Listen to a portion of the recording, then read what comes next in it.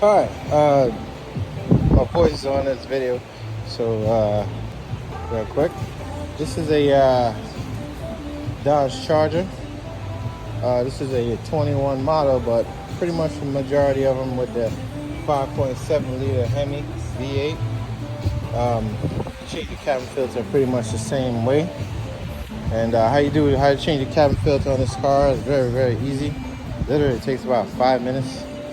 The cabin filter is located right here underneath the hood near the passenger side front. What you do is you release these two clips. Move that out of the way.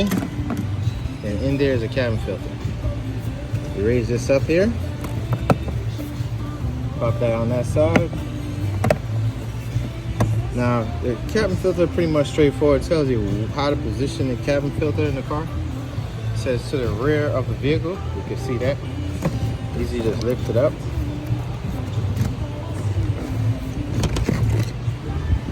See, it says here, the rear of the vehicle.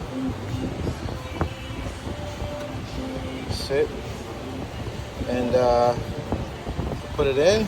Basically put it back the same way you got it. There's little notches here on each side. Make sure it slides in between there. And you close that back. And cabin filters in. And you put that back on.